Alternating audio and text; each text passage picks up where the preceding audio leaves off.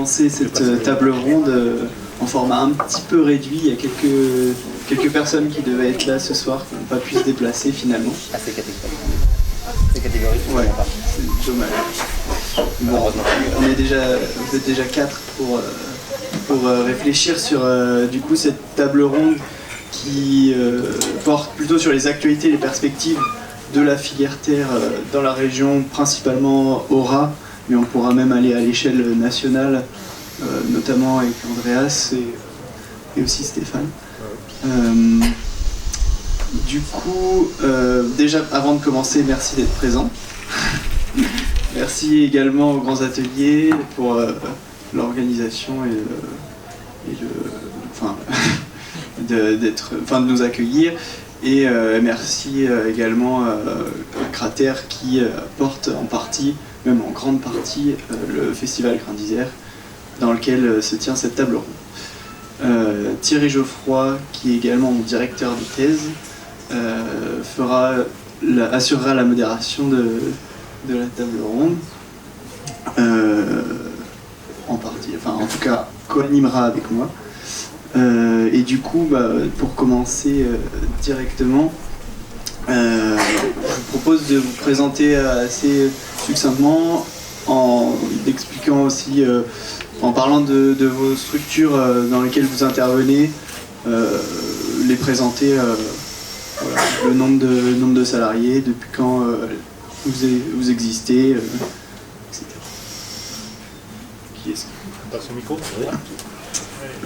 Ok, bonjour tout le monde, je m'appelle Noé Solsona, j'ai une entreprise qui s'appelle Caliclé, ça fait à peu près 21 ans que je travaille avec de la terre.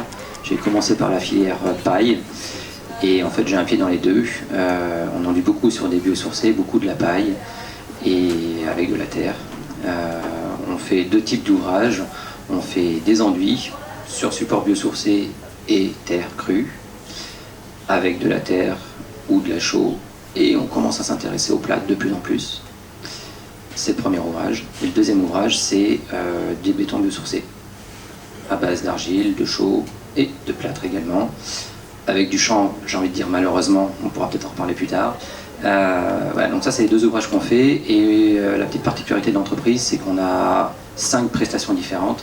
C'est-à-dire qu'on fait du clé en main comme toute entreprise classique du bâtiment. On vend du mètre carré de ces ouvrages fournis posés. Sans limite de déplacement, un peu partout, aussi loin qu'on nous paye pour y aller, j'ai tendance à dire.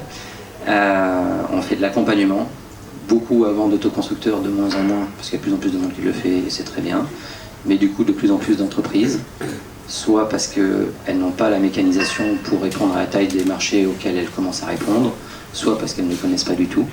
Donc ça, c'est la deuxième prestation. La troisième, c'est de la location de machines pour justement aider les entreprises ou les autoconstructeurs qui n'ont pas forcément le marché ou les budgets pour investir dans ces petites machines. On fait aussi de la vente de ce matériel, de matériaux également et de la formation. Pour résumer, en gros, on est très spécialisé dans 2 ouvrages, des enduits, des bétons biosourcés, et on répond à tout le monde. Du stagiaire qui a envie d'acheter une truelle au marché public, en co-traitance, en sous-traitance, en direct. Voilà. Bonsoir, je suis Stéphane Kirkland, donc je représente Terrio. Donc Terrio, le slogan mettre la terre au cœur de la construction française. Donc nous on représente un petit peu le versant essayer de passer à l'échelle dans la terre et de s'immiscer dans les circuits habituels de la construction. Donc j'ai rejoint les deux cofondateurs de Terrio en septembre. La boîte elle a 3 ans et on est en train de se développer de manière assez intense. Il y a 1 an ils étaient encore 3, aujourd'hui on est 15. On a un site de production à Saint-Priest à côté de Lyon et un nouveau site qu'on est en train d'ouvrir qui commence la production lundi. Et j'ai oublié de dire ce qu'on fait. On fabrique des blocs en pisé préfabriqués, donc des blocs en pisé qu'on peut aller poser comme de la pierre massive en fait sur des chantiers. Voilà. Alors moi je suis Julien Simon, je représente le groupe Cemex. Alors CEMEX, on a deux activités. On est producteur de béton, prêt à l'emploi. Et on a également une activité de carrier. Donc moi, ça fait 18 ans que je suis au sein du groupe. Donc je suis bimétier, bimatériaux, et j'ai découvert ou redécouvert la terre. Je crois que c'était en 2018 pour une opération qu'on a eue en partenariat avec l'ENSAG.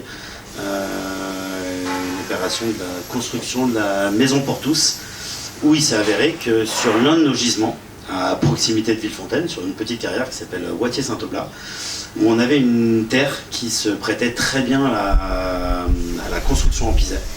Et en fait, l'aventure elle est partie de là, donc en 2018, où on a préparé ce matériau, on l'a stocké du mieux qu'on peut, et puis les années faisant, les demandes faisant, aujourd'hui, on a adhéré à l'association Aster. Voilà, je pense qu'on fait partie du paysage, en tout cas de la construction en terre crue, malgré nos étiquettes de producteurs de béton. On fait partie des producteurs de terre. Voilà. Aujourd'hui, nous, CEMEX, on est producteurs de terre à pisé, caractérisée, qu'on crible, qu'on prépare, qu'on stocke et qu'on met à disposition des entreprises, des artisans pour la réalisation de leur chantier. Voilà. Oui, bonjour, Andreas Crevette. Je vais avoir difficile de faire court. Voilà, j'ai fait le DSA Terre en 97, pardon, j'ai exagéré.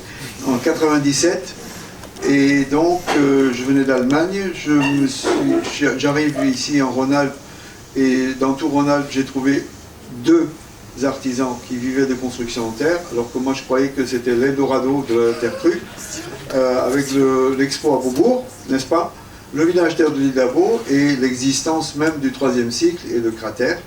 Et puis voilà, j'arrive là, et puis il y avait presque rien, fin des années 90. Et j'ai fait un raccourci un peu simple. Entre-temps, en Allemagne, il commençait à y avoir des matériaux en terre prêts à l'emploi, notamment Clétec, où j'avais fait un stage pendant mes études d'ingénieur 10 ans avant. Et en France, personne ne proposait des matériaux en terre prêts à l'emploi. Je me suis dit, c'est peut-être ça le truc, c'est peut-être ça qui manque. Et j'ai monté une entreprise qui s'appelait Acter. Et donc à l'époque, c'était même encore peut-être un peu pire que Noé.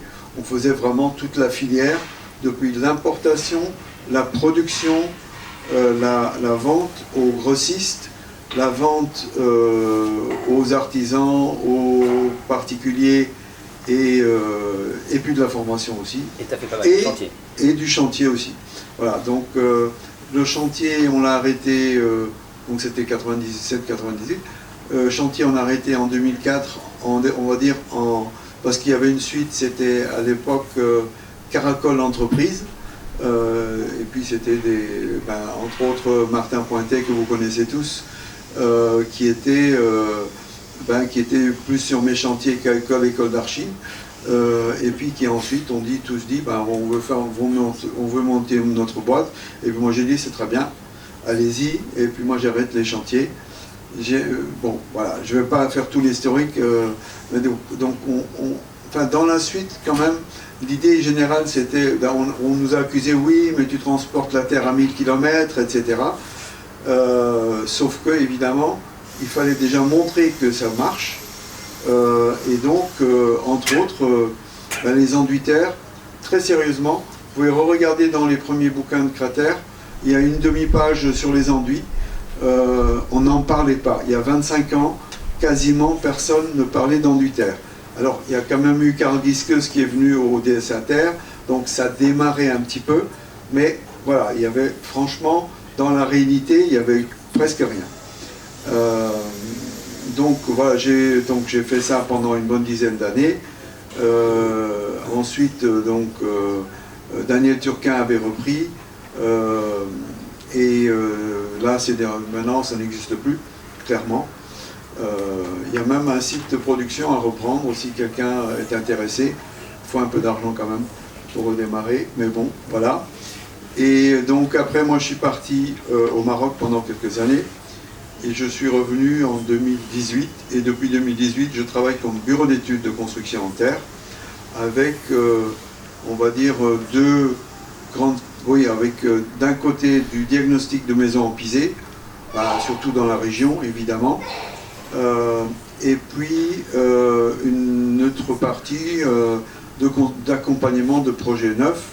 Et par contre, les projets neufs, ça peut être franchement un peu n'importe où. Ça peut être en région parisienne, dans le, on va dire plutôt nord-est, pas mal. Et puis là, on vient d'accompagner un chantier dans les Vosges avec des briques crues porteuses venant d'Allemagne en utilisant la norme allemande, acceptée comme ça par le bureau de contrôle. Voilà, donc, et puis donc là où c'est du bureau d'études, c'est généralement pisé ou briques de terre crue, mais ça peut être aussi, on essaie de pousser plus loin, du coup on pousse vers le BTP, bois terre paille, et donc là on a un projet, on a été appelé pour la terre, et que finalement, toute l'isolation extérieure, il me semble 600 mètres carrés qui vont être faits en préfabriqué de bottes de paille dans des cadres en bois, avec une première couche d'enduit, en atelier à plat, et peut-être l'intégration des tuyaux de chauffage, ça c'est pas encore gagné. Et voilà, donc je vais arrêter parce que sinon... Oui, tu me dis, je te coupe le micro, c'est ouais, c'est ça. Et du coup, est-ce qu'on pourrait peut-être aller plus loin dans les étapes marquantes qui ont conduit un petit peu à un changement d'échelle au sein de vos structures? Est-ce que vous avez des témoignages ou ciblé des approches ou des positionnements qui ont permis ces changements d'échelle justement en interne et peut-être aussi à l'échelle de la filière, quels éléments ont contribué à un changement d'échelle justement de ces dernières années?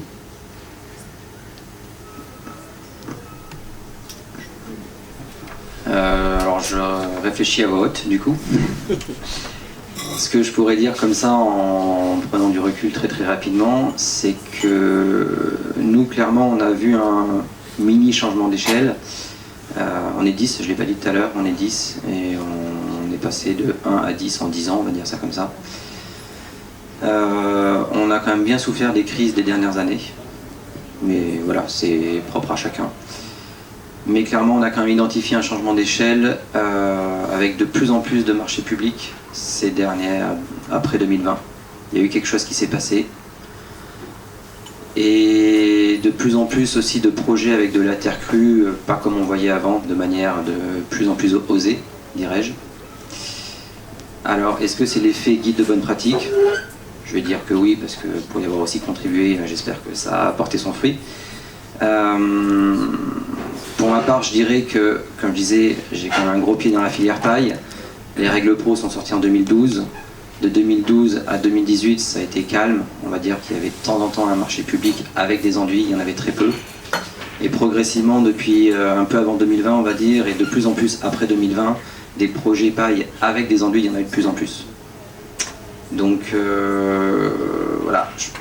Du coup, ça m'a amené à fréquenter de plus en plus les contrôleurs techniques, milieu que je ne connaissais pas. Et il y en a notamment quelques-uns qui sont quand même assez ouverts, qui ont participé au guide de bonne pratique. Et c'est sûr, je reboucle du coup sur les guides de bonne pratique, ils connaissaient, ils avaient un document sur lequel s'appuyer, même si c'était pas une règle pro, encore moins DTU, mais au moins ils avaient déjà un document. Et sur plusieurs projets qu'on a fait en technique non courante, ils suivaient en fait le projet de l'archi, et du coup ils validaient ce qu'on faisait, parce qu'il y avait un écrit et qu'on pouvait discuter et qu'on se comprenait, etc. Donc voilà, pour résumer, moi je dirais qu'autour des années 2020, il y a quelque chose qui s'est amplifié, et comme de par hasard, ça correspond un peu à un moment donné où on a un peu écrit des choses.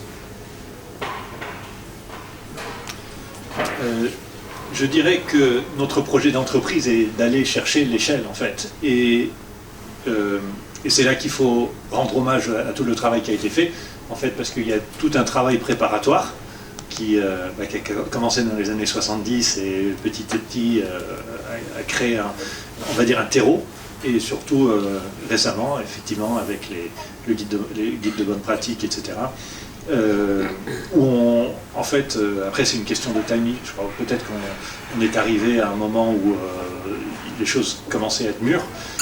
En tout cas, c'est sûr que, alors au début, il y a une phase où on développe des produits, on fait un travail de fond, et après là, on sent qu'il y a quelque chose qui prend. C'est-à-dire qu'on est en train de développer. Je crois qu'à partir du moment où on développe une offre qui est relativement facile à prescrire et à poser, et on réfléchit à toutes les étapes de la chaîne d'approvisionnement pour arriver à un bâtiment, et que le timing est bon, voilà, c'est un petit peu ce qu'on a l'impression qui se passe en ce moment. Donc, et on espère que ça va continuer et que, effectivement, notre vision, c'est que la terre ne soit pas un matériau marginal, mais soit vraiment un matériau parmi ceux qui comptent dans la construction.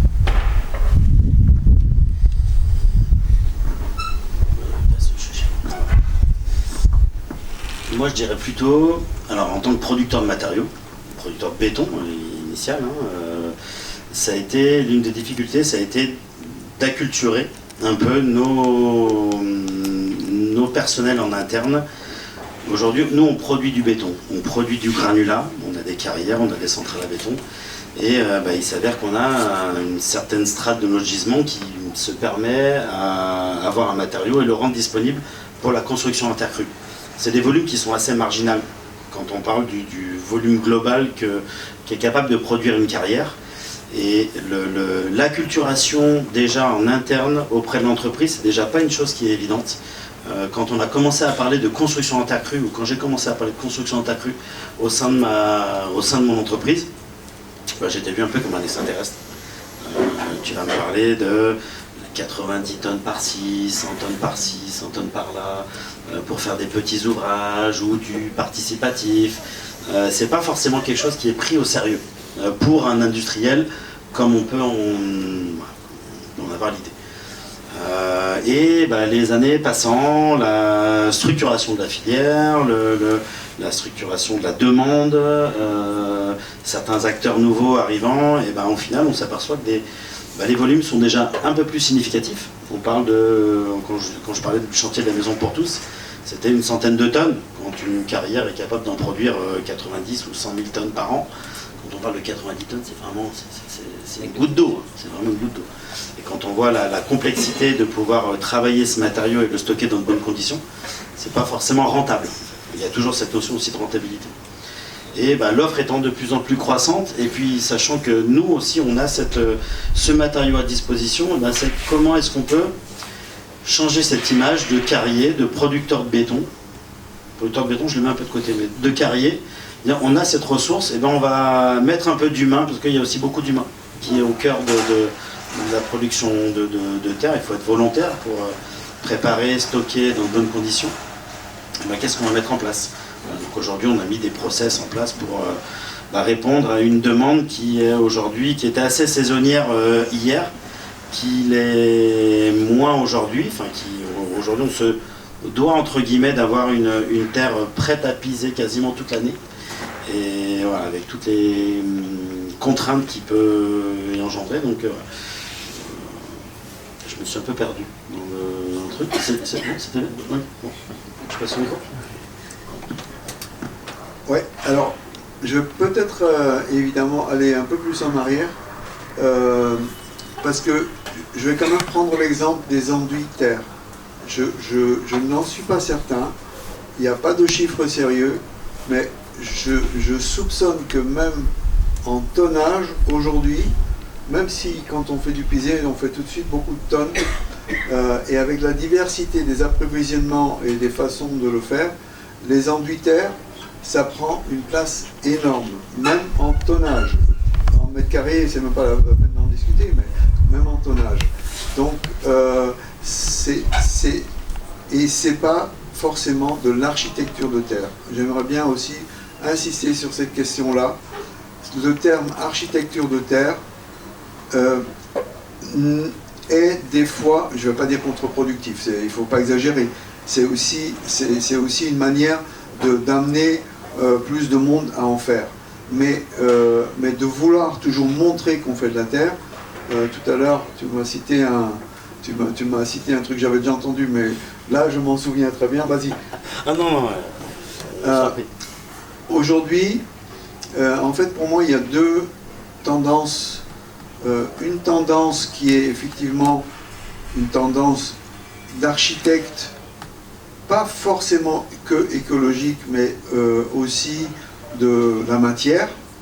Donc des gens qui ont vu ce qu'a fait Martin Rauch, etc. Et voilà, un peu, je simplifie juste par quelques exemples, et puis d'autres ne seront pas cités, tant pis.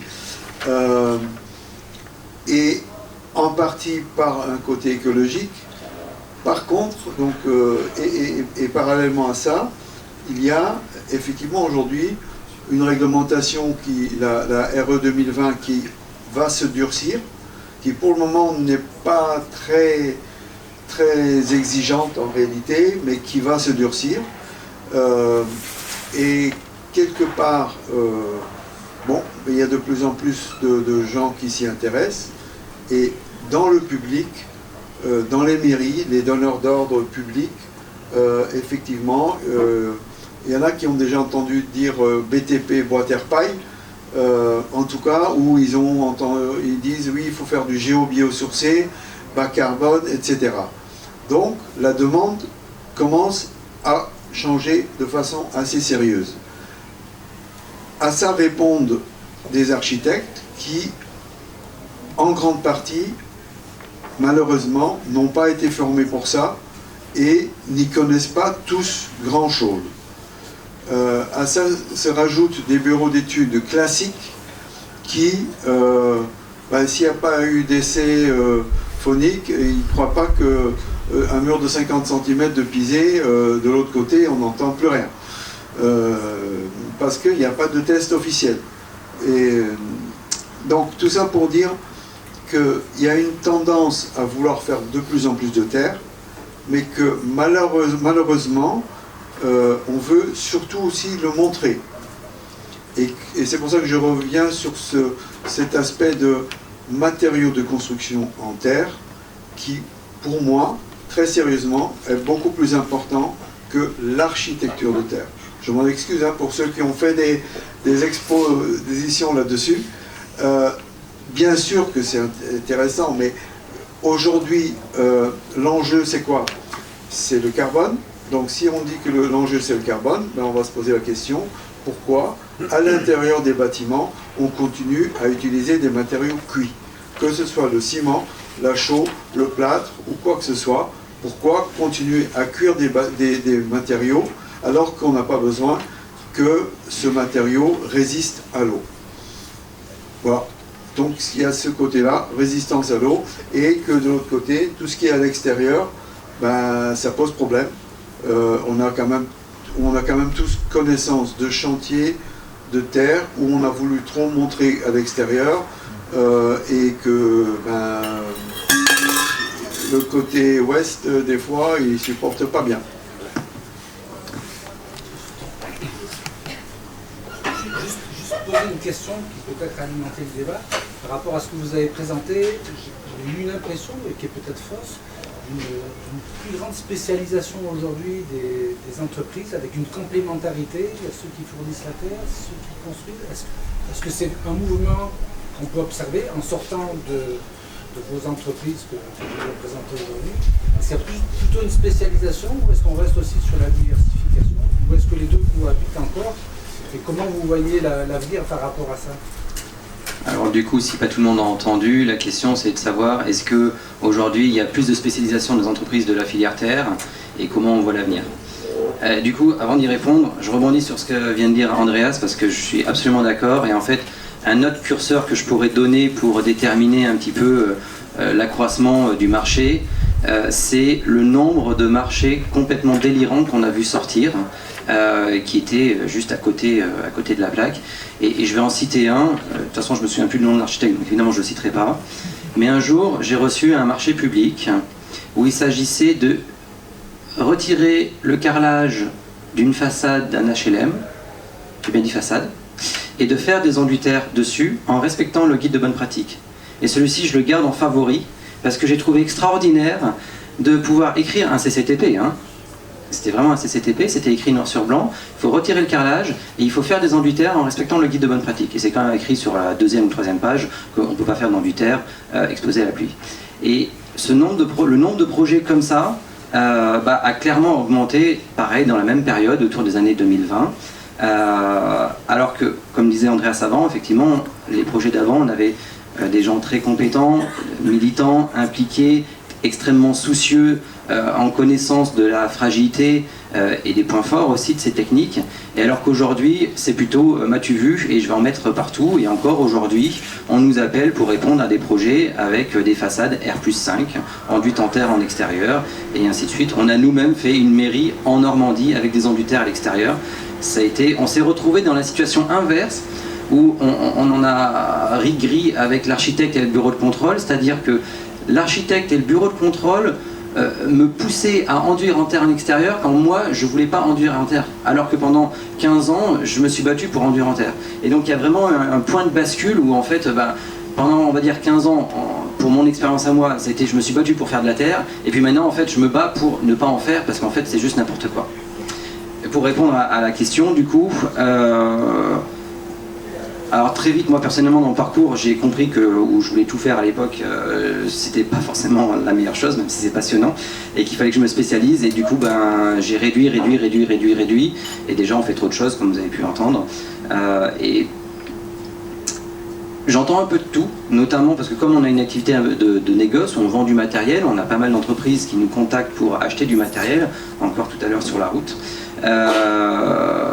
Il y a un peu de tout. On est quand même dans une période de crise économique, hein, il faut clairement le reconnaître. Et en période de crise économique, la tendance est un peu de répondre à tout ce qui peut sortir et donc se diversifier. Et c'est peut-être une stratégie pertinente économiquement, techniquement, c'est très compliqué. Moi personnellement, je sais que je ne sais pas tout faire, j'ai déjà du mal à bien faire les deux trucs que j'essaye de faire. Donc c'est des stratégies un peu différentes. Voilà. Et chacun prend celle qu'il souhaite. Je voudrais rebondir sur cette question de ce qu'on voit, parce que je passe globalement tout mon temps avec des architectes, des ingénieurs et des maîtres d'ouvrage, donc des prescripteurs, etc. Et je suis d'accord avec ce que tu dis, mais j'ai l'impression qu'on est en train de voir de plus en plus de tout. C'est-à-dire tout le spectre en fait. Oui, il y a des projets totalement farfelus et on en voit de plus en plus, et des choses vraiment étonnantes. On peut se raconter des histoires et pour s'amuser. On a aussi, à l'opposé du spectre, je pense, plus de gens vraiment bien qualifiés, qui savent de quoi ils parlent quand ils viennent nous voir, ils ont déjà abordé des choses, etc. Et puis on a entre les deux, il y a par exemple pas mal de bureaux d'études structure, mettons, ou les thermiques, qu'on rencontre et qui disent « Ah ouais, j'y connais rien à la terre, mais je me rends compte que c'est plus jouable, en fait, qu'il faut que j'apprenne. » Donc on va profiter de ce projet pour essayer d'apprendre le plus possible. On a beaucoup de gens qui ont été sensibilisés par les grands ateliers, par exemple, hein, c'est le moment de le dire. Donc on rencontre des architectes qui me disent ouais, j'ai fait une formation il y a 3 ans, je ne me souviens pas de grand-chose, mais j'ai envie d'essayer de le faire concrètement et de voir ce que je peux faire sur ce projet. Et donc on a vraiment tout un spectre très large qui va des projets qui sont clairement pas faits pour faire de la terre, mais où les gens veulent quand même faire de la terre. Et c'est vrai qu'on est un peu dans le travers que les gens veulent trop le montrer, ça c'est clair aussi, plutôt que de vraiment réfléchir aux bons matériaux, au bon endroit et en fonction des vraies caractéristiques. Et puis, pour parler de cette question de la spécialisation, clairement, nous on a un business model qui dépend de la spécialisation, c'est-à-dire qu'on est très dépendant de l'existence d'un écosystème. On ne peut pas travailler sans des artisans, par exemple, qui font des enduits en parallèle sur les chantiers. On n'a qu'un seul produit, donc on a besoin d'autres personnes qui font d'autres choses dans la terre. On est dépendant des gens qui font la formation, comme les Ernaco, les édifices à Paris, etc. On est dépendant de ceux qui font de l'AMO, comme Andreas ou d'autres, ou comme Léo. On est des bureaux d'études, donc évidemment de la fourniture de la matière première aussi, donc, qui est représentée ici. Donc en fait, un modèle comme le nôtre qui est apparu il y a 3 ans, donc comme je l'ai dit, ne peut pas exister sans un certain écosystème qui permette une certaine spécialisation et qui nous permet donc de dire, ben voilà, nous on a un produit, et on va essayer de tout faire pour jusqu'à ce qu'on fasse la preuve que ce produit ait son marché. Ouais. Alors, je crois que c'est pas moi. Voilà, j'ai fini en tout cas. Jean, vas-y. Non. Et donc, je voudrais comprendre la philosophie et la technologie qui est adoptée dans votre cas. Est-ce que ça évolue du côté de Martin Rauch avec des systèmes quasi industriels lourds pour faire des panneaux géants qui eux-mêmes nécessitent après des transports routiers un peu étranges, ou du côté de Nicolas Meunier qui est plutôt l'artisan qui fait des fabriqués sur place, tous différents et adaptés à des schémas locaux. Quelle est la voie que vous avez choisie pour faire votre business préparé? Ça c'est pour nous. Donc je réponds fortement, enfin fort. On est entre les deux. On a une vision d'un modèle industriel où on a des petits sites de production qui sont répartis sur le territoire et qui desservent des bassins. Donc le premier autour de Lyon, le deuxième Paris, mais en fait on aimerait un jour être partout en France. On ne recherche pas la grosse industrialisation, donc la robotisation comme Martin Rauch ou des systèmes comme il fait avec des longs murs en fait après qu'il scie ou un truc comme ça. Donc on est beaucoup plus dans du sur-mesure. Chaque pièce est dessinée, calpinée et faite pour son usage final avec toutes les réservations qu'il faut, etc. Mais on n'est pas non plus, par exemple on assume un parti pris en faveur de gros gisements de matières premières et donc de ne pas travailler avec la terre du site pour au contraire essayer d'avoir une logique de bassin et de créer une chaîne d'approvisionnement de terres, matières premières, d'excavation de préférence, mais qui se repose sur une vraie structure d'approvisionnement, sur une logique de plateforme et d'essayer d'optimiser à l'échelle d'un bassin et pas à l'échelle d'un site. Donc quelques partis pris qui sont plus vers le versant de l'industrialisation, mais qui restent assez artisanal dans sa structure et très délocalisé. C'est un peu le résumé. Donc un peu entre les deux. Moi je veux bien... Ouais, je veux bien faire une petite remarque par rapport à ça, parce que effectivement, Martin Rauch, il n'a pas démarré comme ça non plus, Oui. donc ça c'est une chose. Et le système de Nicolas Meunier, moi je vais prendre un exemple d'un chantier dans le Nord-Isère qu'il a fait il y a peut-être 10 ans, ou je ne sais plus quand, ou 6-7 ans, je ne sais plus. La terre a quand même été transportée. La grosse machine a été transportée, ça il ne faut pas l'oublier. Les gens ont eu des déplacements, tous les week-ends ils sont rentrés chez eux. Donc à un moment, cette histoire de fabrication sur chantier n'est pas toujours aussi pertinente qu'on veut nous le faire croire. Ça dépend de la taille du chantier, ça dépend de, effectivement, est-ce qu'il y a de la terre juste là. Et je fais le parallèle avec le réemploi dans le bâtiment. Les gens du réemploi, au début aussi, voulaient faire du réemploi le plus direct possible. Ça ne marche presque jamais. Parce qu'il y a le chantier où on doit démonter qui est retardé, ou alors c'est l'autre chantier qui est retardé. Et donc, il faut un stockage intermédiaire. Je reprends vite, parce que, excusez-moi, mais je pense que c'est une thématique intéressante, cette question de transport ou pas de transport. D'abord, moi je dirais qu'aujourd'hui, parler de transport pour des matériaux non cuits, c'est une aberration, parce que on est dans quelque chose qui se développe.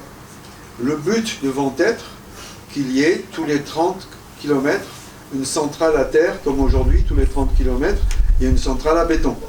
cette centrale à terre, elle sera comme elle voudra. Ça peut être quelques artisans qui se regroupent, ça peut être à côté d'une carrière dans un hangar, ça peut être un fabricant de pisé préfa, et puis peut-être à côté il y a quelqu'un qui va tamiser la terre, il va en faire des enduits. Voilà, donc je pense que cette question d'industrialisation, de préfabrication, etc., elle est importante. Je vais reciter un dernier exemple. J'ai suivi un chantier avec des adobes faites sur place dans le nord de la France. La fabrication a été lancée par Amaco, très bien, avec la participation des gens, etc. La même chose à côté de Nancy, très bien, mais dans les deux cas, si je viens aujourd'hui, je demande où est-ce que je peux trouver des adobes, il n'y en a pas. Donc, est-ce qu'il n'est pas plus logique, parce que cette terre, elle venait de quelque part, d'une carrière, est-ce qu'il n'est pas plus logique de mettre un hangar à côté de cette carrière, de fabriquer les briques, peut-être avec les futurs habitants du truc qui est à 20 km, mais de faire des choses qui restent.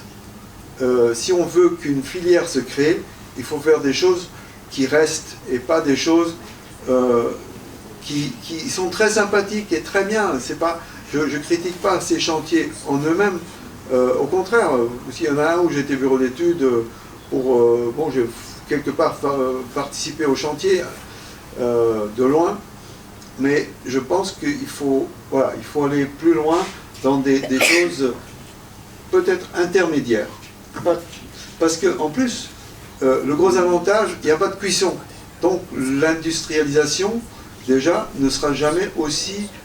on n'aura jamais besoin de quelque chose d'aussi onéreux, cher et énorme que pour la brique cuite, le ciment ou autre. Non seulement on n'a pas besoin, mais ça ne se justifierait pas économiquement. On ne peut pas. Eh ben, alors, moi, je vais juste rebondir sur ce que tu dis. J'ai l'impression, on voit en tout cas nos volumes de terre à piser, entre guillemets, caractérisés, qui augmentent d'année en année. Donc, c'est-à-dire que ça veut dire qu'en local, encore une fois, ça veut dire que il y a de plus en plus de projets, il y a de plus en plus de volonté de construire en terre crue. Par contre, j'ai l'impression que, alors chaque agence d'archi, je ne critique pas les architectes, attention, mais chaque agence d'archi a envie d'avoir leur petit démonstrateur en terre. Et après, ça s'arrête là. Les promoteurs, c'est pareil. Chacun va avoir son beau bâtiment en terre crue. Vous avez vu, j'ai construit en terre crue. C'est super. La problématique après, c'est comment est-ce qu'on va pouvoir passer un cap, l'industrialisation, massifier. Ça, c'est le discours de l'industriel qui parle. Je tourne la casquette. Massifier, on est d'accord. Voilà. Mais moi qui rencontre régulièrement les promoteurs nationaux, régionaux, directeurs techniques, on en discute, il n'y a pas un rendez-vous où je ne parle pas de terre crue. Très beau sur le papier, magnifique, super. Par contre, concrètement sur le terrain, il n'y a rien qui sort. Parce que, est-ce qu'il n'y a pas une notion de coût constructif aussi ? Comment être concurrentiel par rapport à... Il y a une réalité économique quand on sort un projet de logement, un projet quel qu'il soit, il faut qu'il soit vendu derrière, il faut que ce soit viable. Et ben, voilà. Comment est-ce qu'on peut massifier en restant à des prix compétitifs par rapport à d'autres systèmes constructifs? Je défends pas le béton, attention, mais c'est une question que je pose.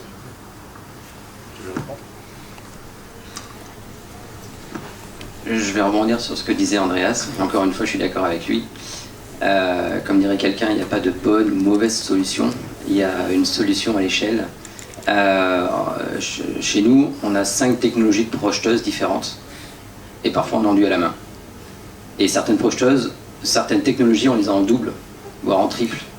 Et en fait, en fonction du chantier, en fonction du contexte, on va prendre telle ou telle machine. Et en fait, si on sort de la terre crue et qu'on va dans le monde du béton, par exemple, que je connais pas, tu pourras compléter sûrement.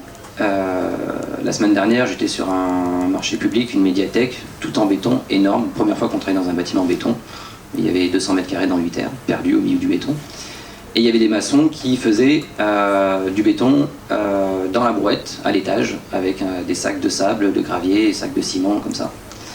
Quand ils ont fait ce chantier, ils ont fait venir du béton d'une centrale à béton. Il y a des maçons, ils ont leur bétonnière et ils font leur propre béton. Il y a des maçons un peu plus gros dans certaines zones où la centrale est un peu loin ou parce qu'ils ont investi dans une centrale à béton sur chantier, ils font leur propre béton sur chantier. Et en fait, quand on regarde un peu le système technique et économique du monde du béton, il y a toutes les échelles. Il n'y a pas une échelle qui a pris le dessus et qui est la seule. Et en fonction du projet, en fait, on adapte la technologie. Il n'y a pas de bonne ou de mauvaise technologie. Et donc pour revenir sur la question initiale de est-ce qu'il y a une solution plus appropriée ou pas pour le piser, ben, en fait elles sont toutes bonnes ou elles sont toutes mauvaises, ça dépend comment on voit les choses.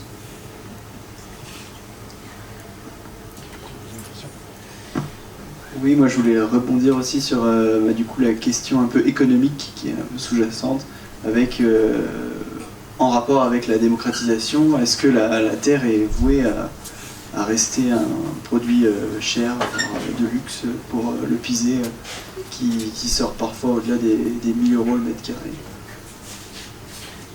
On parle que du pisé, on parle de la terre. Mais la terre en général, de toute façon.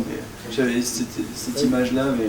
Moi je vais juste, depuis les quelques années où on participe à certains projets terre, c'est quand même 90%, voire 95% de marché public. Aujourd'hui, on voit très peu de privés construire en terre. On voit beaucoup d'écoles. Alors après, c'est très bien, sensibiliser les générations futures à la construction en terre, tout c'est très bien, mais c'est majoritairement que du marché public. Je pense que si on arrive à... Je suis d'accord avec toi, Noé, sur le fait d'une immensité de médiathèque, full béton, avec quelques mètres carrés de terre, mais ça c'est peut-être aussi un délire d'Archi qui a voulu mettre une petite touche de terre dans son projet full béton. Ok. Pas forcément au bon endroit, le bon matériau au bon endroit. C'est un vaste sujet, c'est au choix c'est le démarrage, mais il faut toujours une amorce. Chaque promoteur ou chaque agence d'archi qui commence à avoir le souhait de construire en terre, c'est déjà un premier step, c'est déjà une bonne chose à voir dans les années futures. Ben, je pense que quand même cette question de coût, il faut quand même regarder ce qui est mis le plus en avant, c'est le pisé, et c'est ce qui coûte effectivement le plus cher. Ben, la solution de préfabrication, elle fait quand même baisser un peu les coûts, et je pense quand même que réellement le pisé, il a sa place. Oui, un mur, je vais être un peu simplificateur, mais entre la serre et le salon, enfin un mur dont on utilise la masse pour être un mur capteur, qui fait effectivement une belle entrée dans un immeuble ou un hall d'entrée ou qui fait un appel. Donc là, on ne parlera pas du coût au mètre carré, on s'en fout. C'est entre guillemets, c'est pas une œuvre d'art, mais presque. Voilà, on est à cette limite-là. Sinon, ben oui, il faudra de plus en plus de gens qui font des panneaux en terre, des enduits de terre prêts à l'emploi. Il devrait y en avoir, comme je disais, peut-être pas tous les 30 km, mais tous les 60 peut-être, et que les gens puissent les utiliser facilement. Moi, j'ai quand même regardé dans cette question de massification, la moitié des chantiers que je les fais avec des entreprises classiques. Donc des entreprises du bâtiment, entre guillemets, normal.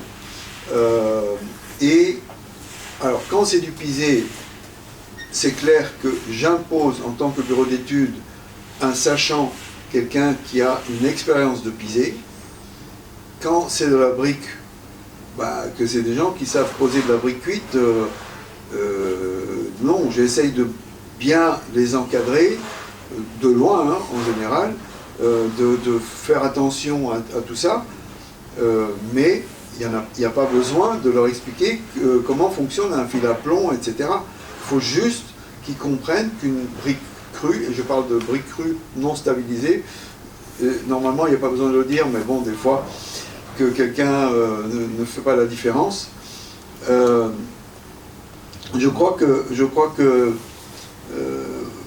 les enduits, c'est pareil. Moi, il y a plus de 20 ans, je travaillais avec des façadiers. Pourquoi je travaillais avec des façadiers? Parce qu'ils avaient des machines à projeter et que moi, j'avais des enduitaires qui passaient sans aucun problème par la machine. Le bâtiment qui a été fait il y a au moins 15 ans à côté de la gare TGV de Valence, Néopolis, dans le bâtiment, c'est de la brique monomure. À cette époque, ça remplissait tout juste la RT 2000, je ne sais plus combien. Donc, sur toutes les briques cuites, c'est quand même un grand bâtiment. Les enduits intérieurs, c'est de la terre, de partout. Et bon, moi, je ne vais pas visiter dernièrement. J'ai pas eu de retour négatif non plus. Voilà, ça marche. Et ça a été fait il y a au moins 15 ans. Non, plus, entre 15 et 20. Voilà. Et donc la massification, oui, elle fonctionne. Elle fonctionne, mais la réalité, c'est quand même que le bâtiment en France, c'est quelques très très grosses boîtes. Et donc, c'est une réalité. On ne peut pas passer à côté de cette réalité. Et certaines de ces entreprises, moi j'ai travaillé avec FH sur un chantier à Paris, effectivement, j'ai imposé un sachant, parce que c'était du pisé préfabriqué à 1 km du chantier. Je pense qu'il faut ouvrir plus, ça c'est clair. Et pour ouvrir plus, il faut plusieurs solutions. Et comme tu l'as dit à peu près, oui, il y a plusieurs chemins qui mènent à Rome. Et je pense qu'il ne faut pas empêcher certains de prendre tel chemin et d'autres de prendre un autre chemin. Et puis d'ouvrir le chemin pour encore d'autres qui n'étaient pas sur ce chemin à l'origine.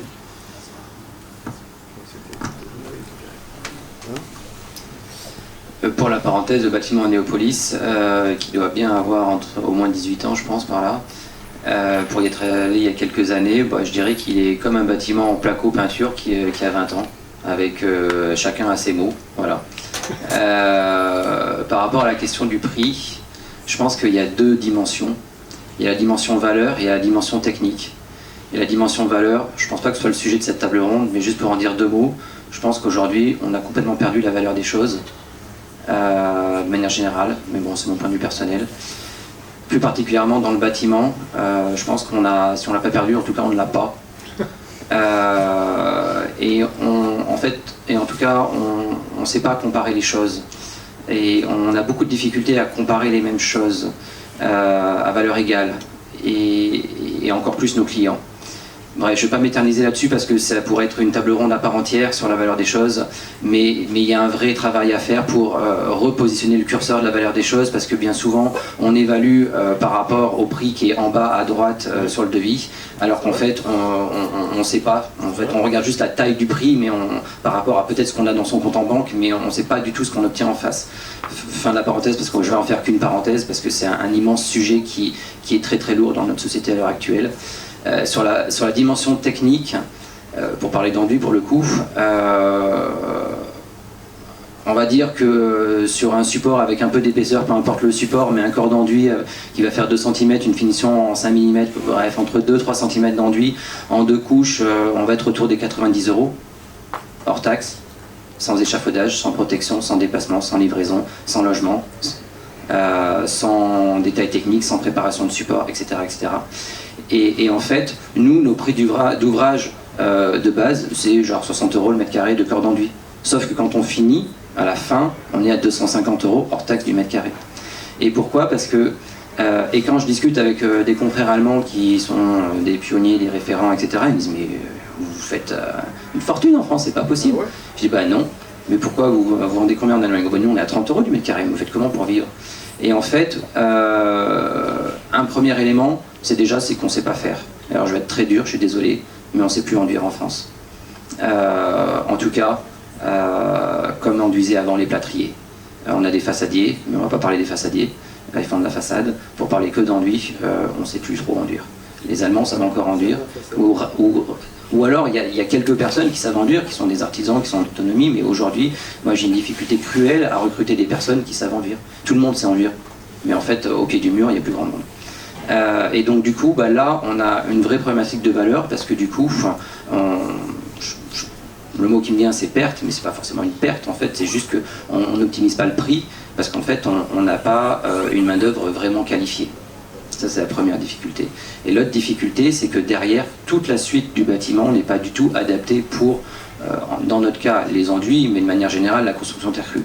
Voire pire que ça, ils en ont juste absolument rien à faire.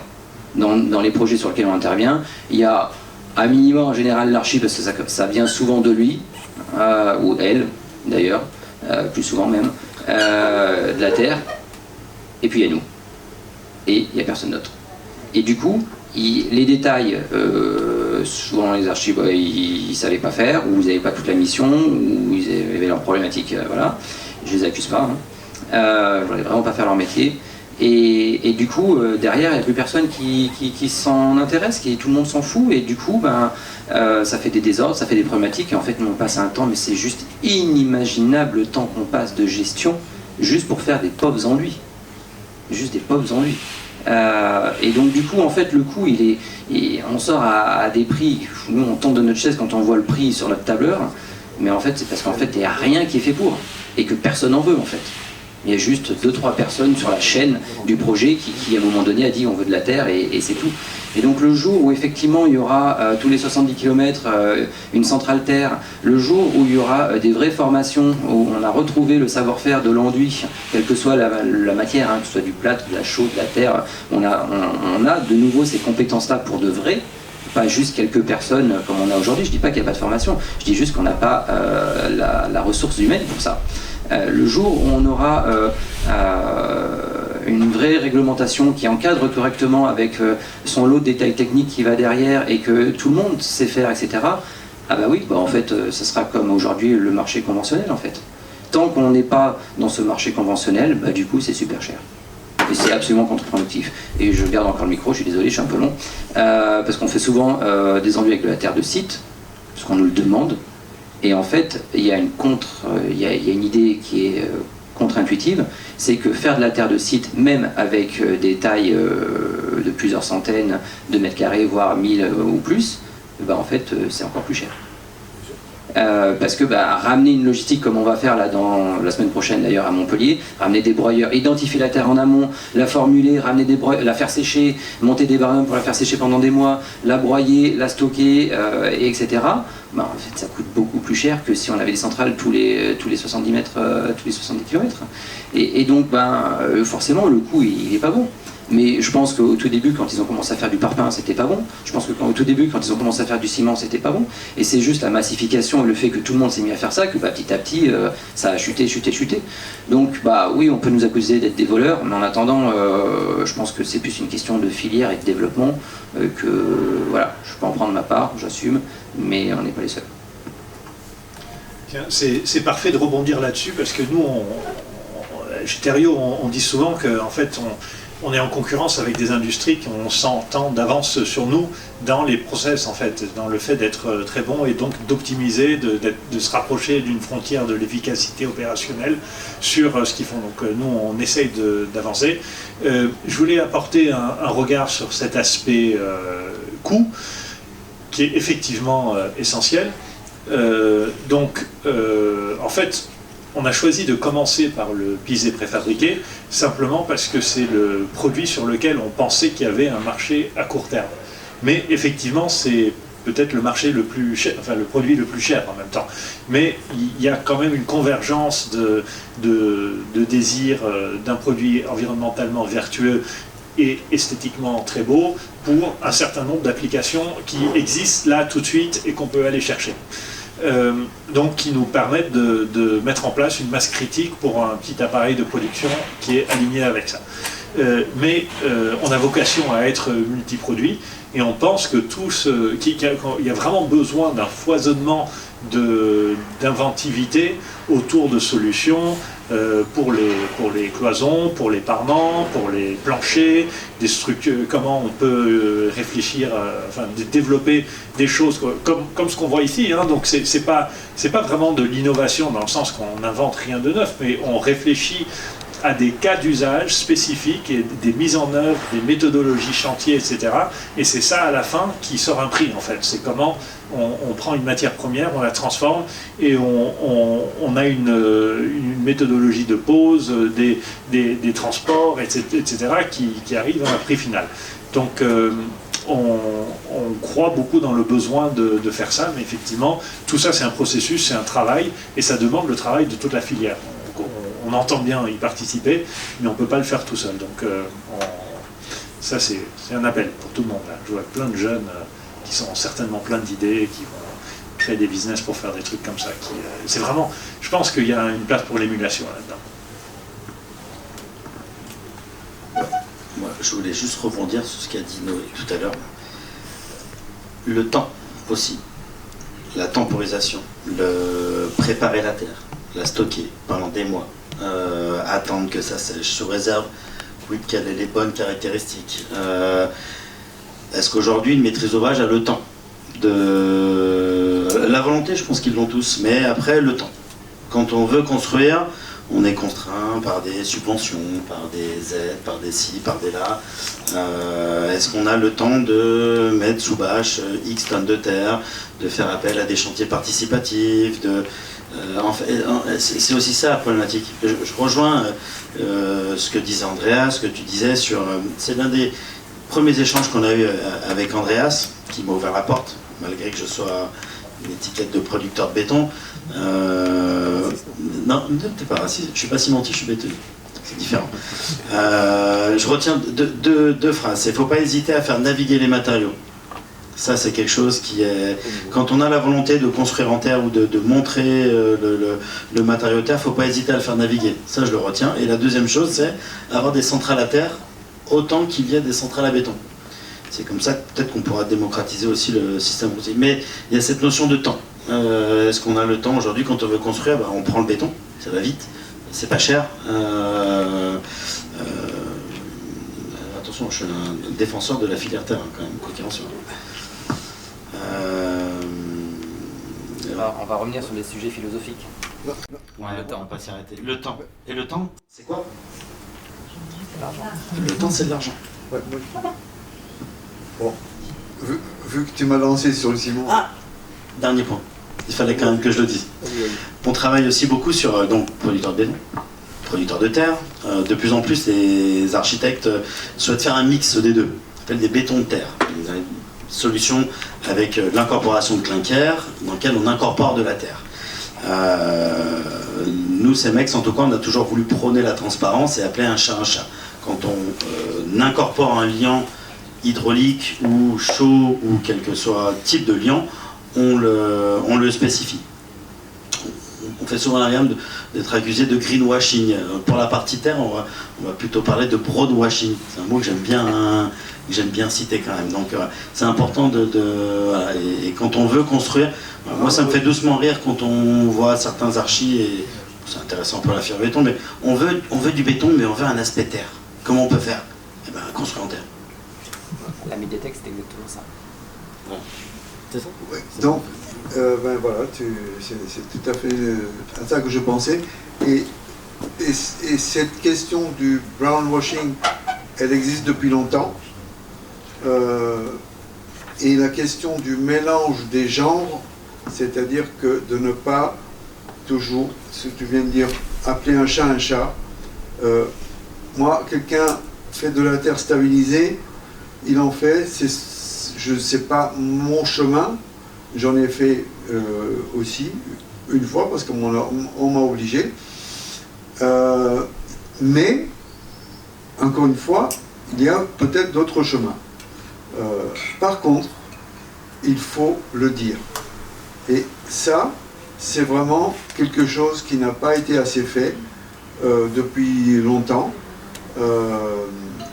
Je tiens à rappeler l'allocution de Hugo Houben à Terra 2015 qui a clairement dit les choses. Je ne sais pas si dans les archives ça se retrouve, mais ça vaudrait le coup de le re-regarder aujourd'hui, 10 ans après. Franchement, oui. C'est il y a 3-4 semaines, j'étais sur un petit salon. Il y avait entre autres Noé, et derrière lui, il y avait un fabricant donc de mobs en cadre bois avec la botte de paille préfabriquée. Alors lui, il faisait des trucs fermés des deux côtés. Et je lui ai demandé, vous avez déjà travaillé avec des enduits terre? Il m'a dit, non, mais j'aimerais bien travailler un jour avec Noé, mais là on vient de livrer un chantier sur lequel ont été faits des enduits terre. J'ai dit, ah bon? Et qui c'est qui les a faits? C'est quoi comme enduit? Eh ben, Terre-Liant. Ah, j'ai dit, mais excusez-moi, ce ne sont pas des enduits terre, c'est des enduits, à la rigueur, terre stabilisée. Voilà. Mais qu'on le dise. Et le gars, il n'avait pas saisi, parce qu'il vient du bois, il ne connaît pas forcément bien. Ben pour lui, c'était des enduits terre. C'est des enduits terre avec effectivement ce genre de liant qui disent bas carbone, donc notamment avec les laitiers. Sauf que, alors, il faudrait re-regarder ce chiffre quand même. Moi, j'ai en tête que tous les laitiers fabriqués en France suffisent pour remplacer à peu près 20% du clinker contenu dans le ciment. Donc, si on l'utilise pour autre chose, ben, on ne peut pas l'utiliser pour remplacer du clinker dans le ciment. Donc, quelque part, en termes de bilan carbone, ben, ça ne sert à rien. C'est pas aussi bas qu'on le prétend, quoi. Voilà, donc ils disent oui, comme ça on peut utiliser la terre locale du lieu, sachant que là aussi, j'ai pas le chiffre exact, mais sachant que le ciment tout seul, c'est entre 7 et 8% des gaz à effet de serre, je pense que la part du transport dans le bâtiment, elle est toujours assez grande et trop grande, mais elle n'est rien par rapport à la cuisson de la somme des matériaux de construction. Donc le ciment, la chaux, le plâtre, la brique cuite, le fer à béton, tout ça c'est de l'énergie grise énorme. Et donc là, ça devient mensonger, et ils le font sans dire, ouais, ils le font comme ça. Déjà, ils n'appellent plus ça terre crue, mais ils appellent ça terre. Pour moi, il faudrait vraiment imposer le terme terre stabilisée ou tout autre terme qui montre bien que c'est un mélange terre qui n'est pas réversible, qui n'est pas réutilisable. Donc ça aussi, il ne faut pas l'oublier. Un bâtiment pisé, tiens, je vais la faire parce que ça fait longtemps. Moi, je travaillais avec une carrière il y a plus de 20 ans, et je vendais de la terre à piser prête à l'emploi.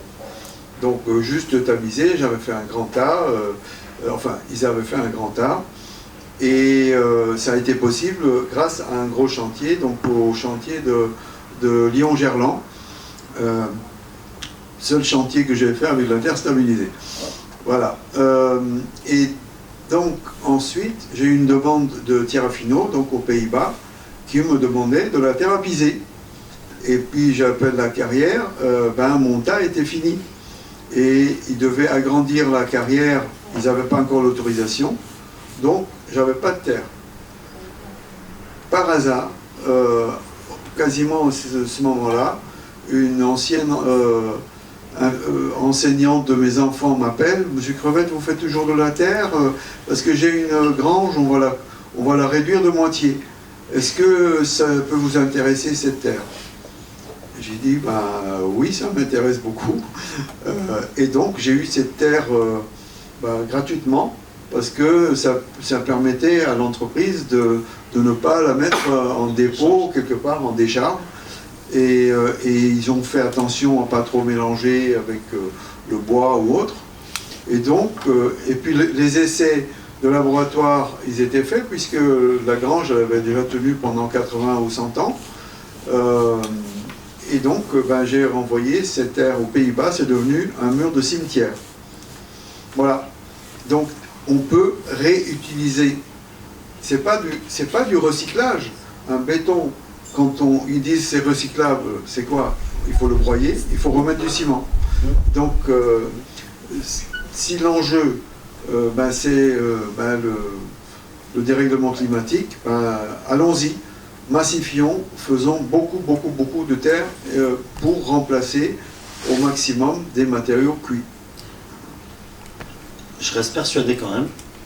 On va voir au niveau de la... Alors, je suis curieux d'avoir aussi le retour de Thériault là-dessus. Je vais faire un focus juste sur Lyon. Et non, il y a de moins en moins de projets, mais il y en a quand même. Je reste persuadé que si il y a ne serait-ce que... Allez, je vais pousser le curseur. 15% de projets qui sortent en tas cru. D'une, je pense qu'on n'aura pas suffisamment de matière prête à l'emploi. De deux, je pense qu'il n'y aura pas suffisamment d'artisans. Et je parle de 10 à 15% de projets. Pourquoi? Parce qu'on manque de main-d'œuvre, on manque de compétences, on manque d'artisans, on manque de ressources, on manque de structures. Et je parle de... Et encore, je dis 15% en poussant le curseur. J'aurais peut-être même pu dire 5%. 5 à 10%, je suis sûr qu'on ne serait pas capable de le faire. Après, je suis pas ça. Je vais donner le micro à Julien, qui lui est peut-être à mener l'étude. Une des questions qu'on s'est posées avec Julien sur son travail, qu'on essaye de centrer justement sur la région, vient aussi ces questions un peu d'échelle de marché sur lesquelles s'appuyer pour pouvoir lancer des entreprises, qui ressort bien de ce que vous êtes en train de dire. Une des questions qu'on s'est posées et qu'on trouve intéressant de vous poser, c'est quel impact aurait pu avoir le fait qu'à un moment donné, beaucoup d'acteurs de la région, qui avaient justement des compétences, ont beaucoup été appelés à l'extérieur de la région, avec beaucoup d'opportunités de faire des chantiers, alors qui du coup posent des soucis de transport, etc., par rapport à l'idée peut-être d'avoir tenté de développer plus un marché local, et qui ne dépend peut-être pas des entreprises. Voilà, c'est une question qu'on s'est posée par rapport au développement peut-être plus fort de la filière en région Auvergne-Rhône-Alpes, qui en fait n'est pas tout à fait une réalité quand on regarde les statistiques sur lesquelles a travaillé Julien. En fait, il y a une répartition beaucoup plus sur le territoire français, voire quelques réalisations à l'étranger. Alors c'est peut-être pas vrai pour les enduits parce qu'on n'a pas les données sur ça, mais sur des projets formels, c'est ce qui ressort. Donc on voulait avoir un peu votre point de vue là-dessus et est-ce que justement la spécialisation qui est en train de se faire et peut-être l'augmentation du niveau de marché au niveau local va permettre d'avoir une organisation qui serait différente et peut-être, comme vous l'avez suggéré aussi, peut-être plus d'efficacité économique.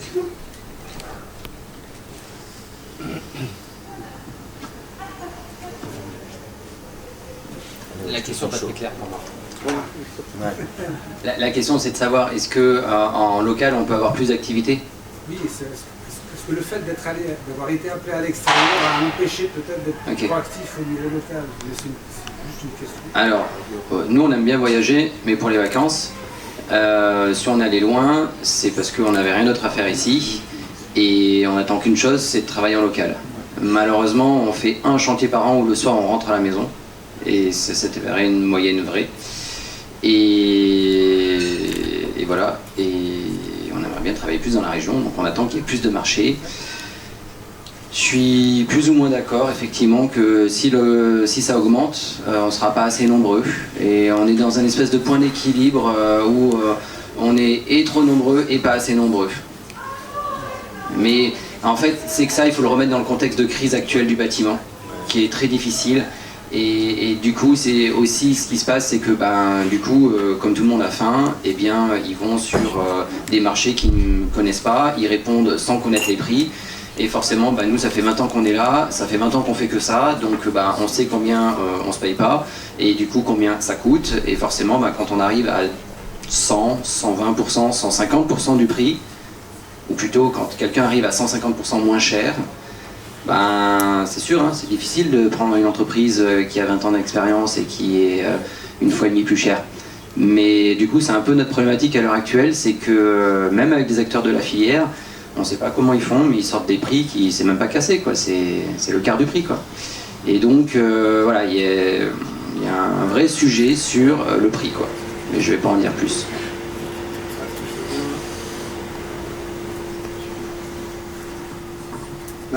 Après, si on compare la filière terre en Rhône-Alpes avec la filière terre en Rhône-Alpes il y a 20 à 25 ans, bon, on est quand même beaucoup plus nombreux qu'à cette époque-là.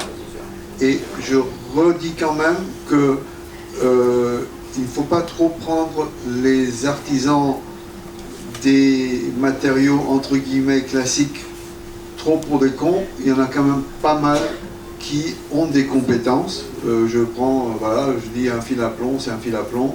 Des coffreurs qui viennent du béton sont souvent plus efficaces que ceux qui viennent de la terre, je le dis très clairement. Donc moi, je vois, il y a quelqu'un qui fait du pisé, il a intérêt à prendre un bon coffreur qui a probablement fait 15 ou 20 ans de carrière dans le béton. Donc je suis au moins pessimiste sur cette question de compétences. On a aussi entre-temps quand même des organismes de formation qui forment sur ces matériaux-là, même si aujourd'hui ces formations sont finalement peut-être un peu trop larges, dans le sens qu'il n'y a probablement pas assez de spécialisation. C'est-à-dire qu'effectivement, quelqu'un qui fait des enduits terre, qui a une ou deux, peut-être pas 5, mais une ou deux machines à projeter, qui conviennent à telle ou telle taille de chantier, etc., il sera plus efficace que quelqu'un qui un jour fait du pisé, le lendemain fait une cloison en briques de terre crue, et le troisième jour fait des enduits. C'est un peu normal et un peu logique.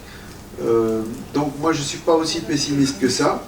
Je pense qu'effectivement il faut qu'on ait... De toute façon après c'est toujours ça, on va toujours dire ah mais il n'y a pas assez de ci ou pas assez de ça. Dans un développement c'est toujours comme ça. Il n'y a pas assez de produits, donc il n'y a pas assez de... il n'y a pas assez de produits parce que pour faire les produits, il faut qu'il y ait un marché. Pour qu'il y ait un marché, il faut qu'il y ait des enduits qui demandent, des architectes qui demandent, etc. Et donc, bon, je pense que c'est quelque chose qui s'équilibre automatiquement et effectivement passe par des moments où il n'y a pas assez de ci ou pas assez de ça. Cette notion de transmission un peu... C'est dommage que Laurent Pétron d'Archivol ne soit pas là parce qu'il aurait pu parler de l'exemple du groupe scolaire de Villefranche-sur-Saône où lui s'est occupé de la partie Pizet et l'entreprise Morel de la partie plutôt gros œuvre béton.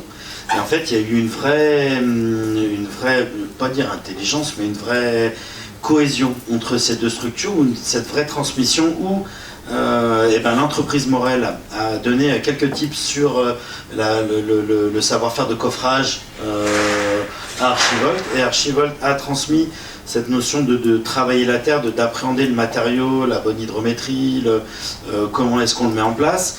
Et l'entreprise Archivolt a appris les notions de coffrage, et derrière Morel a réappris parce qu'ils avaient déjà cette culture de travailler la terre il y a quelques années, et du coup ça leur a permis d'enchaîner sur un ou deux chantiers en terre crue. Donc pour le coup c'était un chantier, c'est vraiment dommage qu'il ne soit pas là.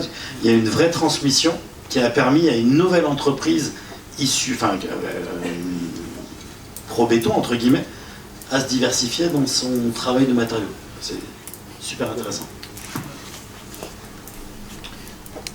Un mot simplement pour dire que, certes, on est dans un contexte de crise qui rend un petit peu plus difficile de voir les choses, parce que ça se développe moins simplement parce qu'il y a moins de marché. Ce n'est pas une question de la part du marché, mais juste de la taille du marché.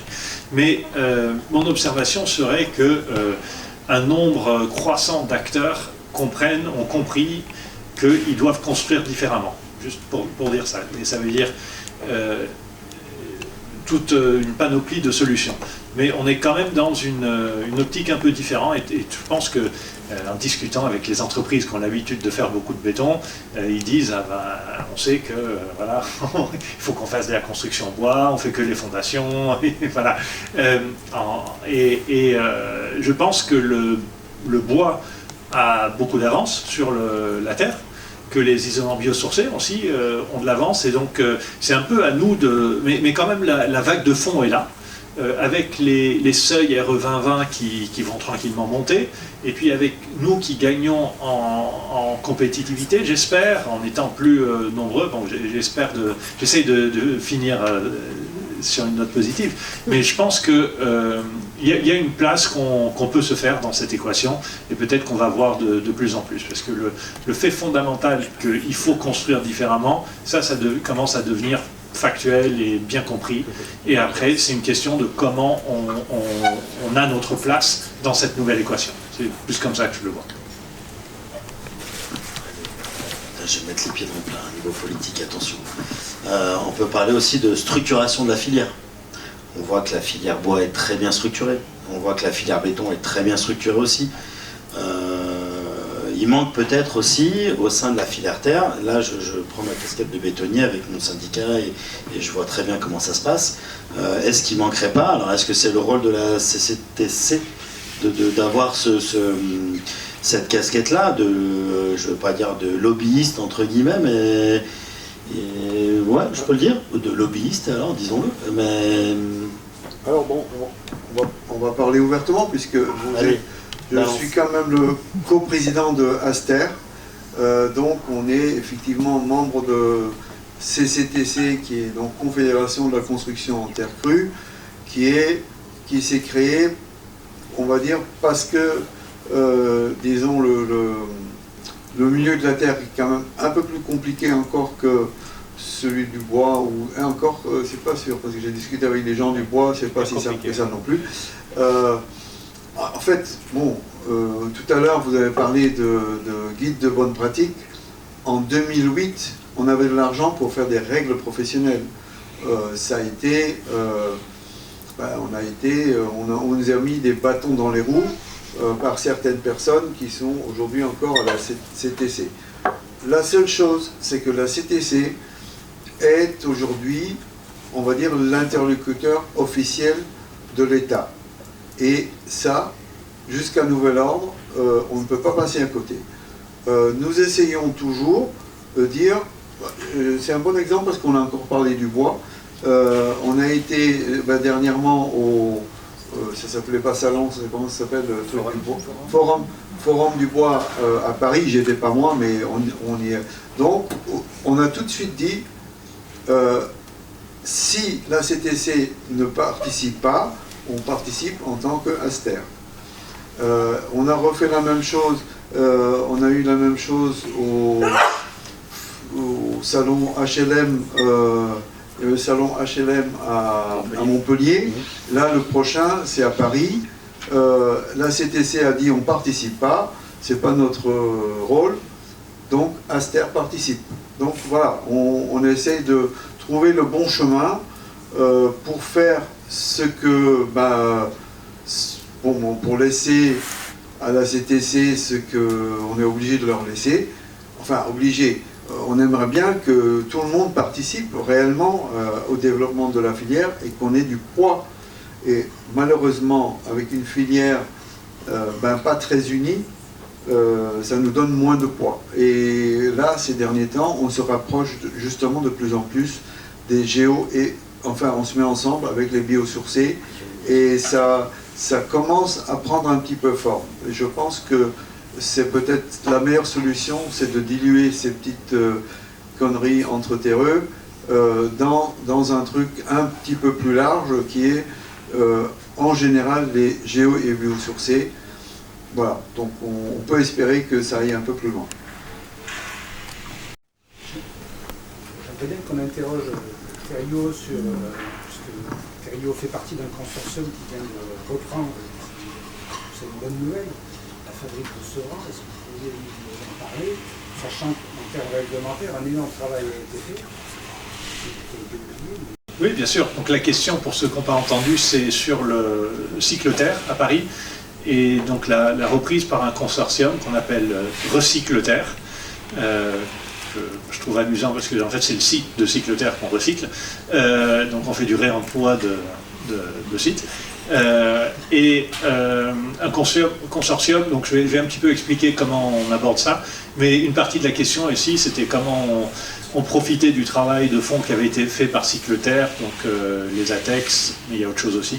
Donc, ce collectif Cycleterre a 3 acteurs. Celui qui fait concrètement la production sur le site, c'est Thériault, qui va faire de la production de blocs de pisé pour la région parisienne et les régions autour, à partir de ce site-là. Comme tu as dit, hein, j'en profite pour dire, comme a dit Andreas, hein, que on a transporté des blocs de Lyon à Lille, hein, pour les poser à Lille. Alors ça pose problème à certaines personnes. Nous, on souligne vraiment que de réfléchir à chaque chantier comme s'il fallait optimiser le bilan carbone de ce chantier en particulier, ça veut dire qu'on passe à côté des enjeux sociaux, en fait. Et ce qu'il faut faire, c'est créer de la demande à Lille, comme partout, et on espère avoir un site de fabrication à Lille. Hein. Donc, mais si on ne commence pas par amorcer ça en déplaçant des blocs, il n'y aura jamais de demande à Lille. Donc, voilà. Donc ça, c'est une petite parenthèse. Donc on a fait ça à Paris, on a fait plein de chantiers à Paris avec de la terre et en transportant des blocs de Lyon. Maintenant, il y a une masse critique de demandes qui nous a permis de faire partie de ce consortium. Donc c'est nous, concrètement, qui faisons l'activité de production. Après, il y a Édifice Formation, qui fait de la formation à l'éco-construction, qui est un autre membre du consortium. Et le troisième, c'est la Brique de Guyane, donc ça c'est peut-être plus inattendu, mais qui, en fait, eux, ils sont très contents parce qu'ils estiment qu'il y a un vrai savoir-faire d'outre-mer en bloc de terre, alors pour le coup stabilisé. Je n'aime pas ce terme, hein, je dis au passage, parce que pour moi, justement, la terre est plus stable que le béton, parce qu'on n'a pas les problèmes chimiques d'alcalinité et tout ça. Ça, je le dis au passage. Donc, ils utilisent des terres stabilisées et ils vont faire des sortes d'expérimentation, programmes de développement pour voir la reprise de production de BTC plutôt stabilisée par des produits naturels, donc la caséine ou d'autres choses comme ça. Ça, ils vont travailler un peu là-dessus. Donc, mais ça, c'est un peu plus du développement, on va dire. Et d'autres acteurs du collectif francilien de la terre crue qu'on espère qu'ils vont venir se greffer sur le projet. Ça, c'est un peu la base du projet. En fait, le lien à Cycleterre, peut-être qu'il faut souligner, c'est que les ATEX ne nous servent pas tellement, hein, parce qu'ils sont pour les BTC. Le problème de base des ATEX, c'est qu'ils sont pour des cas très précis. En fait, ils sont rédigés de manière extrêmement restrictive, qui rend leur utilisation un peu... Enfin, c'est même difficile quand on est juste à côté. En fait, l'existence d'un ATEX sur une adjacence n'est même pas forcément un plus pour convaincre un contrôleur technique. Donc, ça peut l'être, ça ne l'est pas toujours. Mais là où l'aide de Cycleterre a été immense, c'est 2 choses, je dirais. Un, c'est un travail énorme de sensibilisation qui a été fait autour de la construction en terre avec les expos, pavillons de l'Arsenal, etc. Et le nombre de visites du site qui ont été faites, puis simplement la visibilité de ce site. Donc ça nous aide beaucoup et on surfe clairement là-dessus. On va faire des journées portes ouvertes pour tous les architectes et maîtres d'ouvrage de la région parisienne, etc.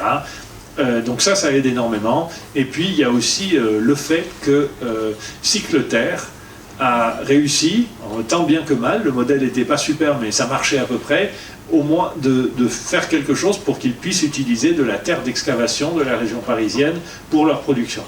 Et nous, un des défis qu'on a devant nous, c'est d'essayer de reproduire ce qu'ils ont fait, de remettre en place les acteurs pour pouvoir utiliser donc, de la terre d'excavation des chantiers du Grand Paris, donc pas le Grand Paris Express, mais des chantiers de bâtiments liés au développement des zones, pour à nouveau remonter quelque chose, parce que la région parisienne génère une quantité incroyable en fait, eux, ils ont leur grande ressource, c'est le réemploi, en gros, la région parisienne. Donc on va essayer de faire ça. Donc ça c'est un petit peu... Est-ce que j'ai répondu à la question? Moi, je veux bien. Ils n'avaient aucun ATEX, aucune certification sur leur thérapie. Non. Ils ont bossé que sur les BTC, Ouais. parce qu'ils produisisaient aussi une thérapie. Oui. Mais il n'y avait pas d'ATEX. Pas d'ATEX, c'était que des tests plus ou moins empiriques. Sur les BTC, Est-ce qu'aujourd'hui, comme justement, est-ce que juridiquement quelqu'un a repris Cycloterre? Non. C'est ça la question, parce que... Oui, et donc la réponse est non. Donc c'est pour ça qu'on a pris un nom différent, Recycleterre. On n'a pas le droit d'utiliser le nom Cycleterre. Cycleterre, il y avait deux entités. Une entité d'investissement qui était propriétaire du site et qui est la propriété de Quartus, et une société d'exploitation qui était une SIC avec plusieurs actionnaires, dont Amaco par exemple. Voilà. Et cette SIC a été mise en liquidation, et donc on n'a plus le droit d'utiliser son nom. En fait. Donc, est-ce que... Parce que effectivement, Cycloterre a été très bien dans sa logique d'ouvrir les ATEX, sauf qu'aujourd'hui, comment utiliser une ATEX qui appartient à quelqu'un qui n'existe plus? C'est impossible. À ma connaissance, c'est impossible. Donc ça n'a servi à rien. Et sérieusement, moi les ATEX, j'en ai ras la casquette. Parce que ça... Alors, soit on fait des règles pro, soit éventuellement, pour certaines choses, on fait des normes, soit on fait ce que vous voulez, mais on arrête de mettre de l'argent dans des ATEX qui sont soit propriétaires d'une boîte, qui sont des choses très restreintes et très particulières, et moi, ça ne m'a jamais servi à rien. Pour commercialiser un matériau de construction. Donc tu dois passer une caractérisation de ta matière, ensuite tu dois faire un ETPM, une évaluation technique de tes matériaux, peut-être ensuite un ATEX, pour avoir ensuite après un avis technique. Est-ce que c'est pas le cheminement si demain Thériault souhaite faire réutiliser les ATEX de Cycloterre, même s'ils sont la propriété de Cycloterre, en utilisant les mêmes procédés, les mêmes matières premières, les mêmes recompositions, je sais pas. Parce qu'il faut une autorisation. Il faudrait une autorisation officielle écrite pour que tu puisses les utiliser. Ce que Cycloterre ne refusait pas, sauf que Cycloterre n'existe plus. Donc ils ne peuvent pas le faire. Ils ne peuvent pas t'autoriser à utiliser leur ATEX. Voilà, donc ça ne sert à rien. Après, c'est déjà une avancée. Et après, une ATEX n'est en aucun cas une obligation. Une ATEX, c'est simplement un bureau de contrôle, éventuellement, qui va demander ça, comme un autre bureau de contrôle ne va pas te demander d'ATEX, mais parce que tu argumentes avec la norme allemande briques crues porteuses, et voilà. Donc, moi, je dirais qu'on est là pour créer quelque chose de commun à nous tous. On est là pour que la filière se développe. Et tant qu'on veut que la filière se développe, je trouve que les ATEX, elles apporteront toujours quelque chose au labo qui peut-être ensuite, quand on va faire autre chose, aura cette petite expérience. Je ne dis pas que ça ne sert à rien du tout, mais je trouve que c'est quand même un peu un cul-de-sac. Oui, et par contre, ce qui est extrêmement utile, c'est les essais et les caractérisations qu'on a, voilà, qui peuvent être utilisés justement dans ce cadre des avis de chantier. Et ça, il faut... Bon, coûte pas du tout la même chose, quoi. Voilà. Un avis de chantier ne coûte pas la même chose, et puis comment s'appelle le truc de labo procès verbal ou non, attends, je travaille dessus là. Oui, en fait, c'est la même chose, quoi. Ça va dans le même sens. Il y a déjà un travail. C'est-à-dire que en amont qui est oui. déjà établi. Oui. Il nous reste encore un tout petit peu de temps. Il n'y a pas des questions question du public. J'avais juste une dernière question, peut-être aussi ce genre de table ronde est assez, enfin même très enrichissante pour les travaux de recherche. Moi je me pose un peu la question, quelles seraient les attentes de la filière, quelles seraient vos attentes vis-à-vis des laboratoires de recherche et également des centres de formation. On a évoqué un peu la formation, voilà. Quelles actions à mettre en place concrètement. Commencer ? Allez-y, commencez. Ouais, donc en fait moi je suis dans le projet Mur Terre Feu, qui est un des projets du projet national Terre, dans lequel il y a pas mal d'argent mis par l'État pour les labos de recherche. La difficulté, c'est quand même que les chercheurs aiment chercher et qu'ils se sont déjà un peu spécialisés sur telle ou telle chose. C'est très difficile de les cadrer quelque part, parce que c'est quand même... Ben oui, mais officiellement, le projet national Terre, c'est un projet de recherche concrète, quoi, pour faire avancer la filière Terre. Donc, c'est pas facile, mais on y arrive quand même un peu. Et par exemple, bon, moi je veux dire, j'essaie toujours de dire les choses très simples, mais on va parler de sécurité incendie parce que je suis là-dessus. Mais c'est la même chose pour le phonique, par exemple, c'est-à-dire qu'il nous faudrait tout simplement suffisamment d'essais avec différentes terres et même différentes techniques et simplement dire telle densité, telle épaisseur, on fait un abac pour dire ben, telle épaisseur et telle densité, on a ça tient X temps au feu, ou alors ça a tel décibel, ça a telle atténuation de décibels. Voilà, donc par exemple, si je dis ben, un truc de densité, on va dire 600, en épaisseur de 15 cm, ben, derrière j'ai un chiffre.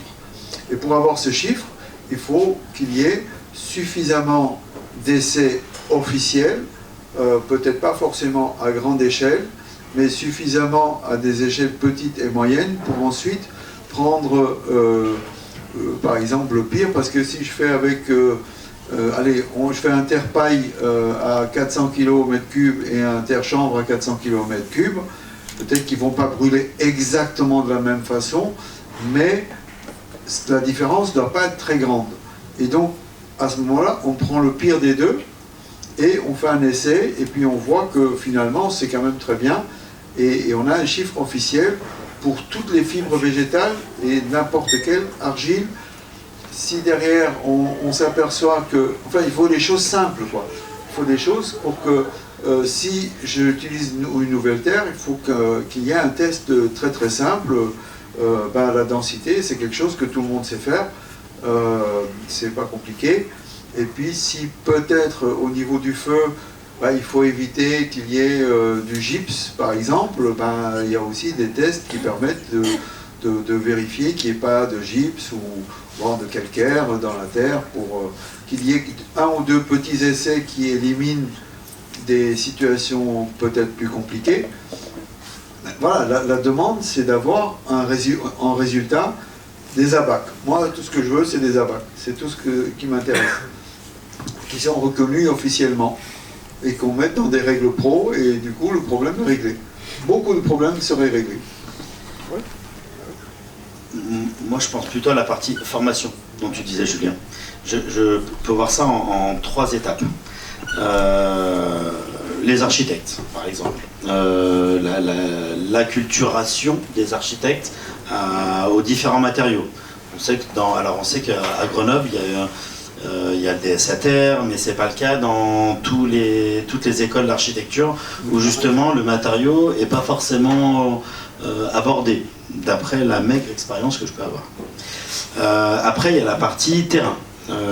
Les maçons aujourd'hui qui sont en CAP, en BEP, les familiariser avec une grande diversité de matériaux. Aujourd'hui, on leur apprend à poser du parpaing.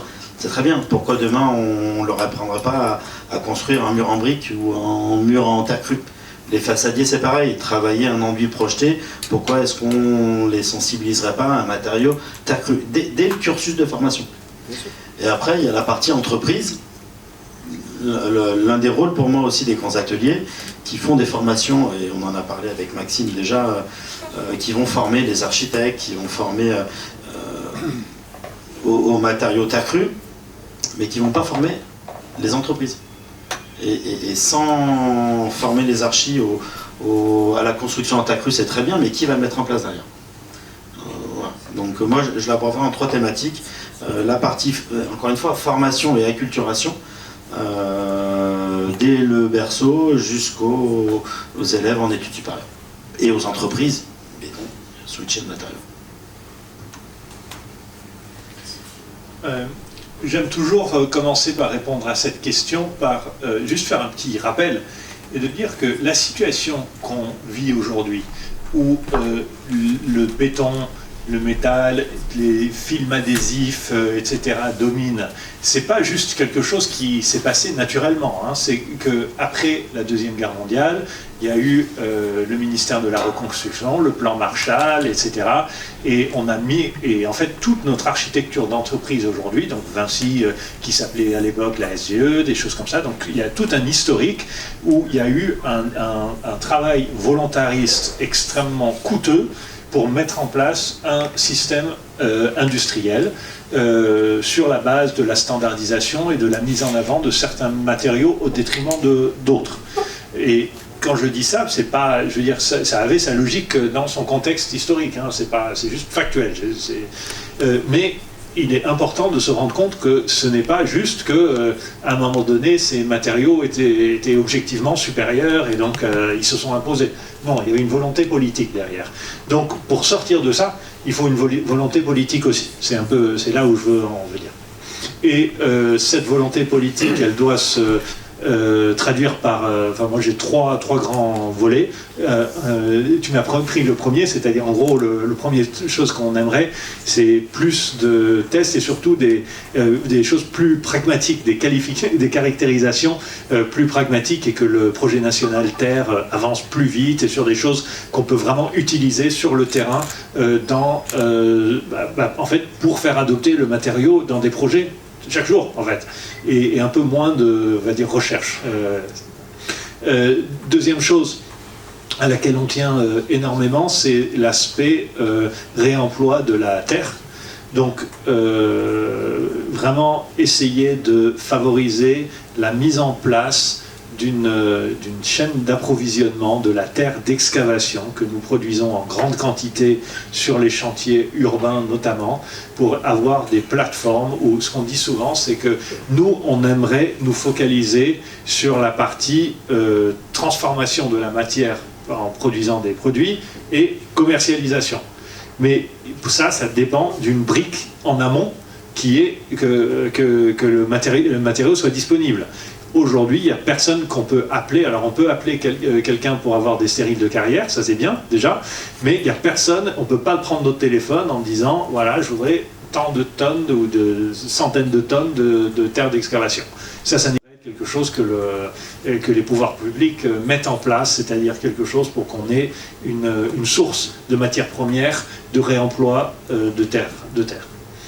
Et au contraire, on favorise à mon avis, une fausse valorisation, hein, parce que c'est un déchet, donc c'est valorisé en faisant du remblai sur soit dans des carrières ou sur des routes ou des choses comme ça. Alors que, et ça, c'est au détriment de la vraie valorisation qui, à mon avis, enfin moi, mon avis là-dessus, c'est que soit par des matériaux comme ce qu'on fait, ou bien en le transformant en terre végétale pour les agriculteurs, etc. Ou les nouveaux produits. Ça, c'est le deuxième point, donc c'est création de cette filière. Et le troisième point, alors, on ne va pas avoir un nouveau plan Marshall pour les matériaux bio et géosourcés, mais il faut vraiment que, on n'a pas des finances publiques qui sont en mesure de dépenser trop, on s'en rend bien compte. Donc, ce qu'on dit là-dessus, c'est que simplement, avec le contexte étant ce qu'il est, il faut que les pouvoirs publics, notamment, fassent preuve de volontarisme à chaque étage quand ils le peuvent, et au moins mettre de la terre crue sous toutes ses formes, quel que soit le produit, la mise en œuvre, et avec des solutions industrialisées, d'autres solutions plus artisanales et tout ça, au moins un peu dans tous les projets publics. Voilà. Ça, c'est notre point de vue. Et on pense que c'est beaucoup plus important d'avoir un peu de terre partout. Ça fait beaucoup plus avancer toute la filière que d'avoir un ou deux projets emblématiques de temps en temps où il y a beaucoup de visibilité et tout ça. On gagne beaucoup plus à avoir un peu de terre crue sur tous les projets. Donc voilà, c'est ce qu'on dit. Vous choisissez la forme, la technique, le moyen de le faire, mais mettez-en un petit peu dans tous vos projets. À la question de ce que j'attendrai des labos, j'attendrai déjà, avant d'avoir des ABAC et des règles pro, parce que les règles pro ça ne viendra pas d'eux, déjà qu'ils soient un peu plus consentants à faire des équivalences. Ça serait déjà un premier pas, parce que c'est quand même, il y a un peu un côté incroyable de devoir refaire les mêmes tests avec une terre qui a juste 20 km d'écart. Voilà. Déjà, ce serait un premier pas. À la question de ce que j'attendrai moi de la formation, ne faisons pas des formations spécialisées pour faire des spécialistes, parce que du coup il n'y aura pas de spécialistes, à part les quelques intéressés que nous sommes. Mettons la terre dans les formations qui existent déjà de partout, et du coup il y aura de la terre.